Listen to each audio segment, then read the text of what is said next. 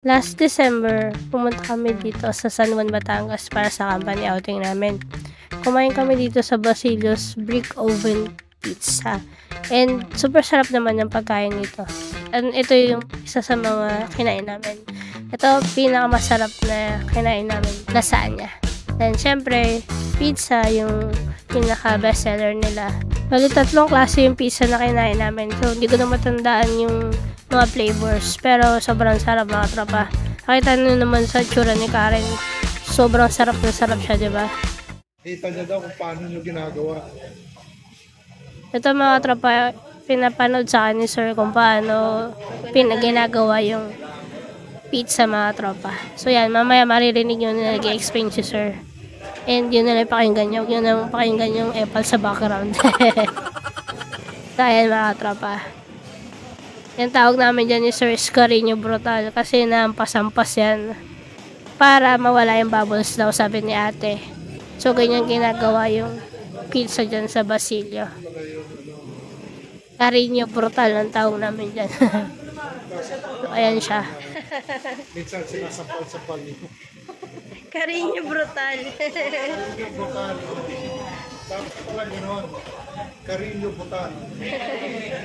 Para po sir, wala yung bubbles. Kasi kung hindi, lolobo. So yun, narinig yung mga tropa. Kaya kaya nahampas-hampas siya para mawala yung bubbles. Para hindi siya lumobo pag in-oven na. And si ate, siya yung nag-garnish naman. Tapos, explain mo daw bakit dalawang klaseng oven. O, yan o.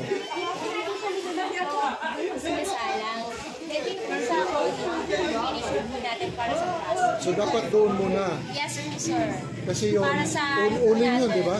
Yes, po. Yung uling. Para may smokiness yung pizza. Yes, sir. Tapos yung finish mo dito, kasi ito, mabilis lang.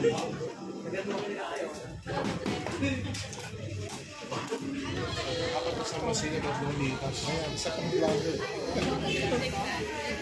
Ha?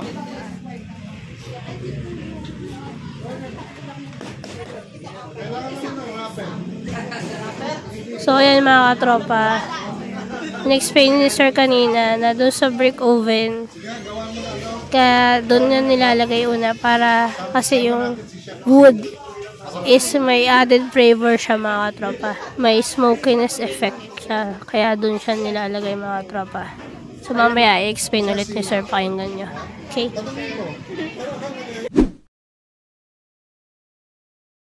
Busog niya. Chef, kayo ba yung owner? Kayo ba yung owner? Kayo po si Bertin. Jason po, basta. Jason. Saan po yung father? Ano? Father ko, si Sam. Sam?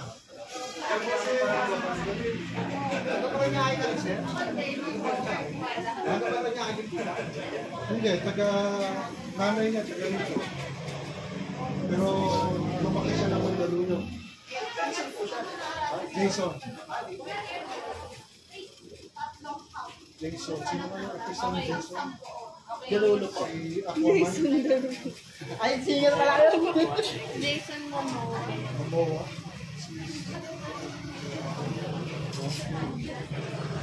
So yan ang ginagawa nila. So they parang initially sa brick oven fired by coal. Kasi yung amoy ng usok na from the wood nagdadagdag sa flavor. So may smokiness ka. No? Pagkatapos yan, nililipat nila sa uni. Yung uni kasi, ang ganda ng heat nito.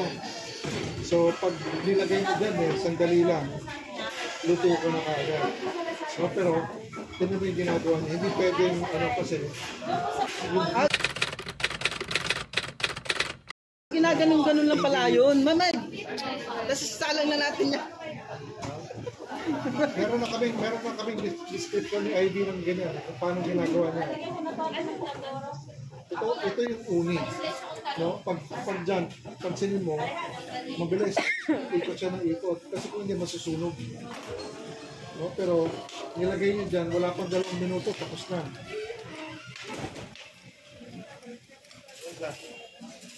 Take out po yan.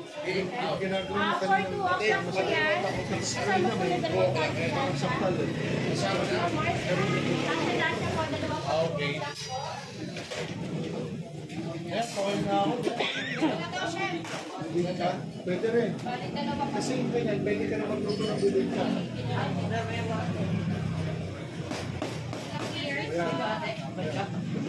Kanina yung lasagna na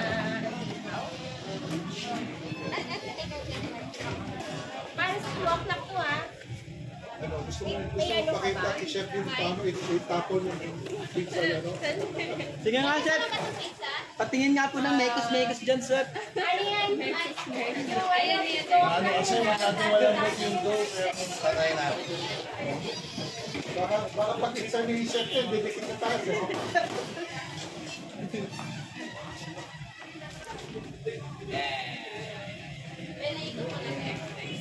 Pagkain educational program.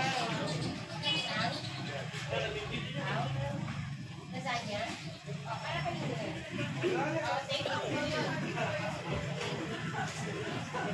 Sa swing pa tayo.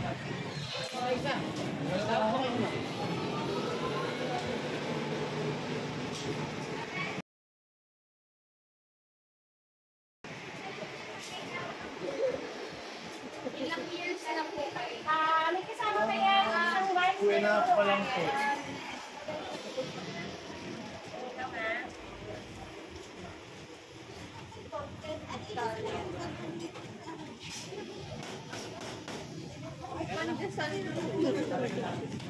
Upo na na. Okay na, no? Ay,